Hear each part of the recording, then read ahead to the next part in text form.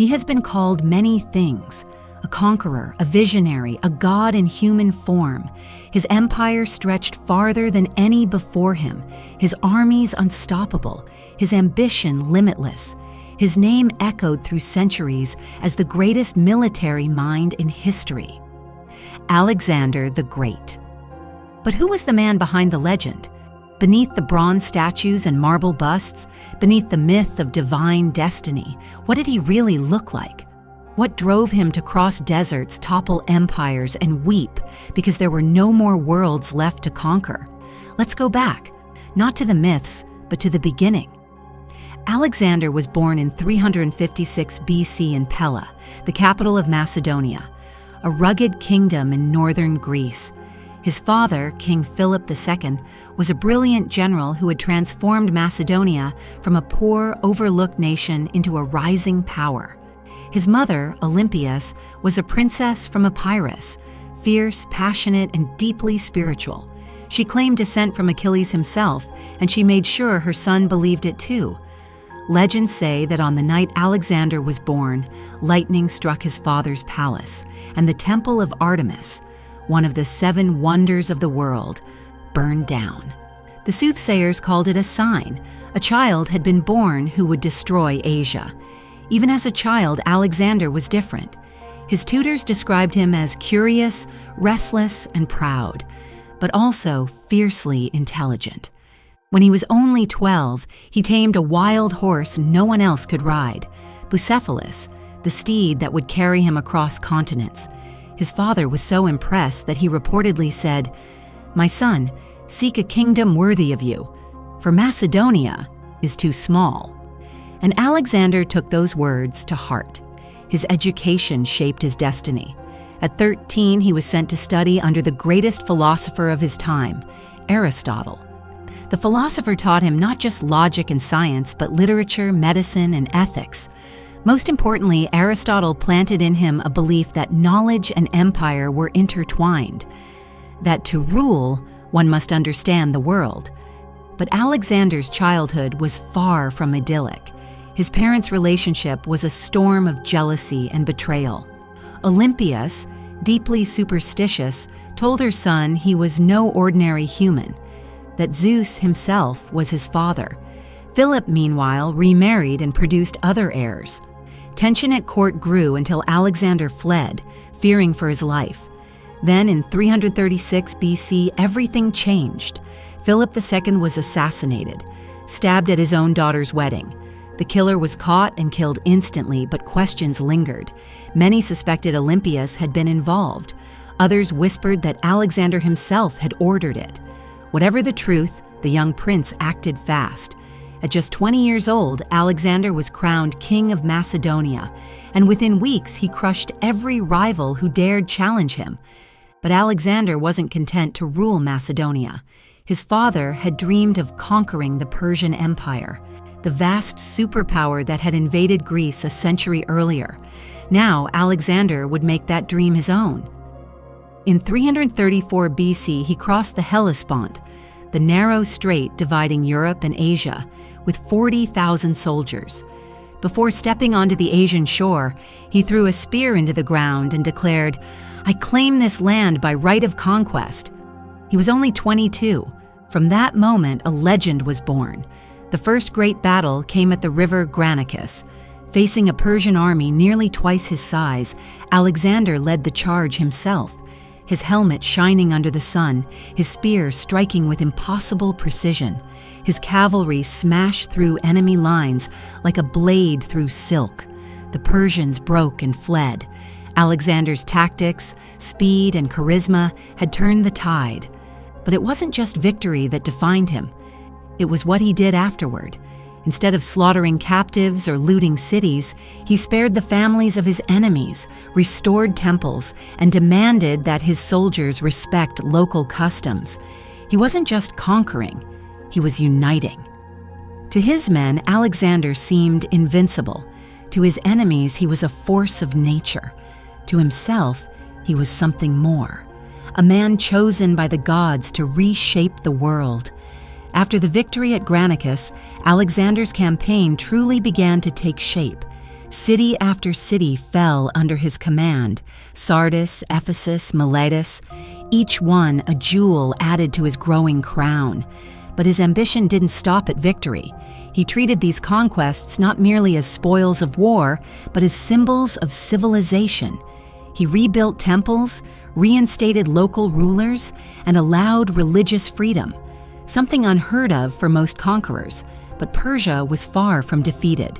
Its ruler, King Darius III, commanded one of the largest empires on earth, stretching from the Aegean Sea to the Himalayas. When Darius heard of this young Macedonian king who dared challenge him, he prepared for war. The two armies met in 333 BC at the plains of Giessus. The Persians outnumbered Alexander's forces almost 2-1. As the armies faced each other, the wind howled across the narrow pass and the ground trembled beneath the feet of tens of thousands of men. Alexander rode at the head of his companions, his elite cavalry, his silver-plated armor glinting in the fading sunlight. Across the field, Darius sat on his golden chariot, surrounded by banners and guards. The contrast was striking. One a young, fiery warrior king, the other a cautious monarch commanding from behind.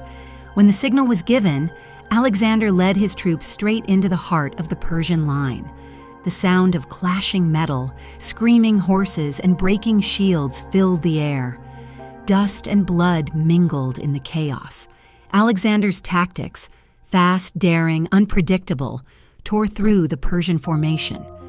Darius, seeing his army falter, panicked. He turned his chariot and fled, leaving behind his family, his mother, wife, and daughters, to be captured. It was one of the most humiliating defeats in Persian history. When Darius's family was brought before Alexander, they expected death or enslavement. Instead, Alexander treated them with dignity and respect. He bowed before Darius's mother and assured her that her son was still alive and that she would be treated as a queen. She reportedly said, "My son could not be so noble."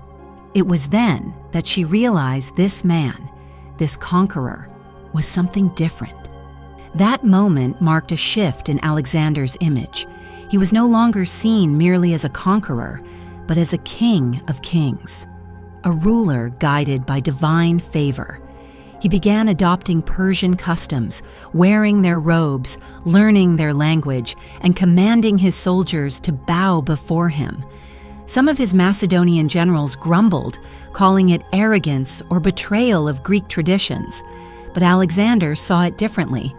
He believed himself destined to rule not just Greeks or Persians, but the entire world as one people. From Issus, he marched south toward Egypt, where he was greeted not as an invader, but as a liberator. The Persians had ruled Egypt harshly, and the Egyptians saw in Alexander a savior. When he entered Memphis, priests crowned him pharaoh, the living son of the god Amun. Seeking to confirm his divine lineage, Alexander made a perilous journey into the Libyan desert to consult the Qis oracle of Siwa. No one knows exactly what the oracle told him, but according to his generals, he emerged pale, silent, and certain that he was not just a mortal, but the son of Zeus himself. From that moment, Alexander's belief in his own destiny became unshakable. He ordered the founding of a new city at the mouth of the Nile, Alexandria, a beacon of Greek culture and learning that would endure long after his empire was gone. When he left Egypt to pursue Darius once more, he was no longer simply Alexander of Macedon. He was Alexander the Great, a man who had conquered not just nations, but the hearts of people who once called him an enemy. In 331 BC, he met Darius again, this time on the vast plains of Gaugamela, near modern-day Iraq. This battle would decide the fate of the known world. The Persian army stretched as far as the eye could see. Elephants, chariots, archers, and tens of thousands of soldiers ready to die for their king. But Alexander's genius lay not in numbers, but in strategy. He noticed a gap forming in the Persian left flank and seized it instantly. Leading his cavalry, he struck straight toward Darius in a lightning-fast assault. The chaos that followed was unstoppable. Once again, Darius fled the field, this time never to return. Persia was Alexander's. Babylon, Susa, Persepolis, the glittering capitals of an empire centuries old, all fell before him. When he entered Persepolis, the heart of Persian power, his men marveled at its gold, its columns, its carvings. That night, the city burned. Some say it was revenge for the Persian burning of Athens long ago. Others say Alexander did it in drunken fury, but many believe he regretted it deeply, realizing he had destroyed something irreplaceable. The conqueror of worlds had, for the first time, become the destroyer of one. The legend was growing, but so too was the shadow that followed him. By the time Alexander reached the heart of Persia, he was only 25 years old. In less than 5 years, he had conquered more land than any general in history, from Greece to Egypt, from the Mediterranean to the edge of Asia.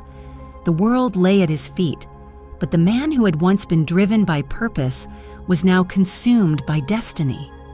In the glittering halls of Babylon and Persepolis, he ruled as both king and god. He adopted Persian dress, married Persian noblewomen, and began calling himself King of Asia. His Greek generals murmured that he was losing touch with his homeland, that the boy who once fought for glory was now fighting for immortality. But Alexander didn't care. He believed the gods had chosen him to unite the world, and there was still one land unconquered: India. In 327 BC, he led his exhausted army east, across deserts and mountains, into lands none of them had ever seen. They marched through the Hindu Kush, an unforgiving stretch of snow and rock where men froze in the night and horses fell from icy cliffs. Many wondered if their king had gone mad, but Alexander pushed forward, his will unbroken. When they finally descended into the Indus Valley, they met rulers who had never even heard of Greece. To them, Alexander was not a conqueror, but a stranger from another world. Still, one by one, the local kingdoms fell before him, until he faced his greatest challenge yet, King Porus, ruler of the Punjab. Porus was no ordinary foe. He was tall, proud, and commanded a vast army of men and war elephants, beasts the Macedonians had never seen before. The two kings met on the banks of the Hydaspes River, where rain poured endlessly and the ground turned to mud. On the morning of the battle, Alexander surveyed the swollen river and smiled. To the Persians, to the Greeks, to everyone before him, such a river would have been a wall, but to Alexander it was simply another obstacle to cross. Under the cover of a thunderstorm, he secretly led his cavalry across the river, catching Porus off guard. The battle that followed was brutal and chaotic. The elephants charged through the ranks, trampling soldiers underfoot. Horses screamed, men slipped in blood and mud, and the air filled with the clash of steel and the cries of the dying. Alexander himself fought fiercely, his armor splattered with rain and dust. Eventually, his forces surrounded Porus, and the Indian king was captured. When Porus was brought before him, wounded but unbowed, Alexander asked how he wished to be treated. Porus replied simply, "Like a king." Alexander was so impressed that he spared him, restored his lands, and even made him an ally. That act of respect earned Alexander the admiration of his enemies and the loyalty of his men, but it also revealed something deeper. Even after years of conquest, beneath the godlike image, Alexander still admired strength, courage, and honor in others. Yet his army had reached its breaking point. They had marched for 8 years, fought endless battles, and buried countless friends. When Alexander demanded they continue east to conquer even more unknown lands, his generals refused. The river that flowed before them, the Euphrates, became the line they would not cross. For the first time, Alexander faced rebellion, not from enemies, but from his own men. They begged him to turn back, to see their homes again, to rest. The conqueror, who had never known defeat, found himself defeated by exhaustion. He finally agreed to return, but his journey home would be no triumphal march. Crossing the Gedrosian Desert in modern-day Iran, thousands of men perished from thirst and heat. Some historians believe this march broke Alexander's spirit. He had conquered the world, but the cost was everything around him.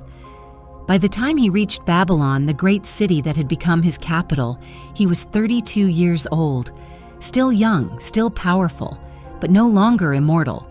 His friends had grown wary, his body scarred, and his empire stretched thin.